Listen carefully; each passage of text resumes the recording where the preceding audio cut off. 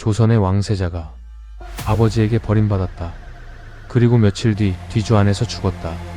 이 믿기 힘든 이야기는 실제 조선에서 벌어진 사건이다. 1762년 여름, 조선의 왕세자 사도는 궁궐 한가운데 서 있었다.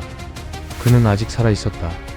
하지만 이미 아무도 그를 지켜주지 못하고 있었다. 잠시 후 조선의 왕 영조가 모습을 드러냈다. 아버지와 아들.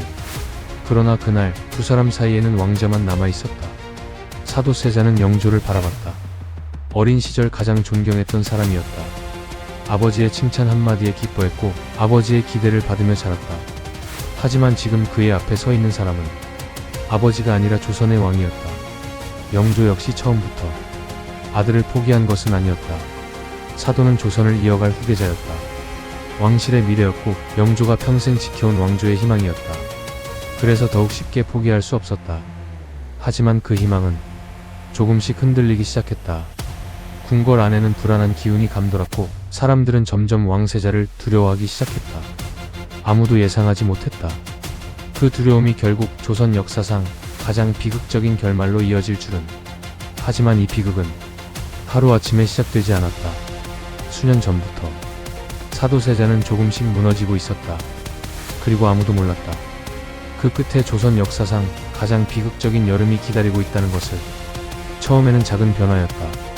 하지만 시간이 흐를수록 불안은 점점 커졌다. 사도세자는 옷 입는 것조차 두려워했다고 전해진다.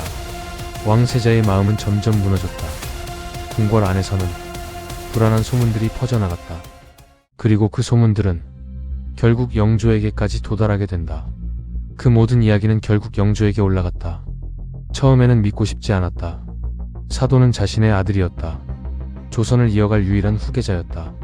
하지만 보고는 멈추지 않았다. 오늘도, 내일도, 그리고 또 다음 날에도 영조는 아무 말도 하지 않았다. 궁궐 안의 공기는 달라졌다. 사람들은 세자를 피하기 시작했다. 궁인들만이 아니었다. 신하들 역시 불안해했다. 미래의 왕, 그 존재 자체가 두려움이 되어가고 있었다. 어느 순간부터 문제는 한 사람의 불안이 아니었다. 왕세자가 왕이 된 뒤의 조선, 그 미래를 걱정하는 목소리가 점점 커졌다. 궁궐은 두 개의 질문 속으로 빠져들었다. 세자를 지킬 것인가? 나라를 지킬 것인가? 결국 모든 시선은 영조에게 향했다. 누구도 결정할 수 없었다. 결정할 수 있는 사람은 단 한 명.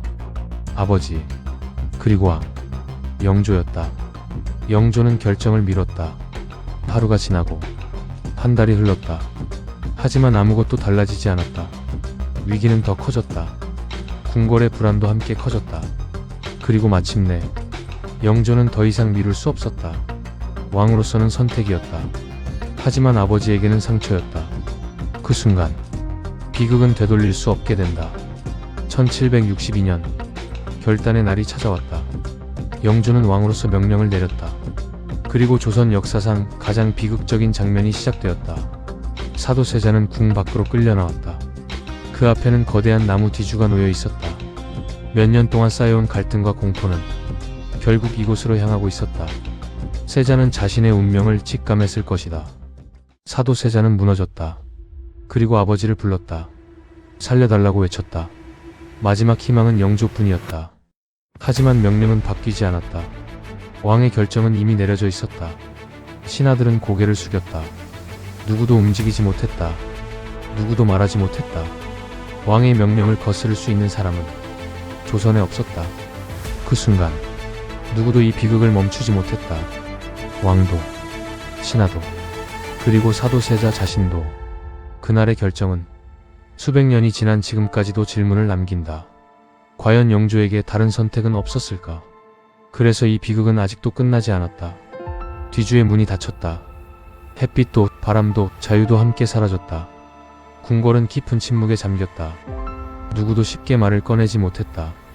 며칠이 흘렀다. 그리고 마침내 사도세자는 뒤주 안에서 생을 마감했다.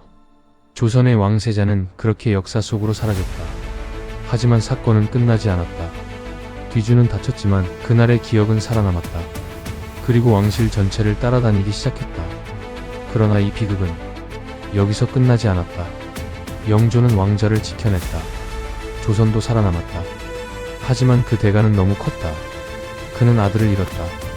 그리고 평생 1762년 그 여름을 잊지 못했다. 조선은 살아남았다. 사도세자는 살아남지 못했다. 훗날 사도세자의 아들 정조가 왕이 된다. 정조는 평생 아버지의 명예를 되찾기 위해 노력했다. 사도세자에게 장원세자라는 이름을 올렸고 아버지의 존재를 역사 속에서 되살리려 했다. 하지만 아무리 시간이 흘러도 뒤주의 기억은 사라지지 않았다. 1762년 그 여름은 끝났지만 그 비극은 아직도 끝나지 않았다.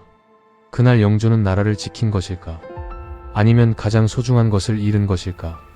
여러분은 어떻게 생각하시나요? 댓글로 의견을 남겨주세요. 역사탐험 구독해두시면 다음 역사 이야기도 이어집니다.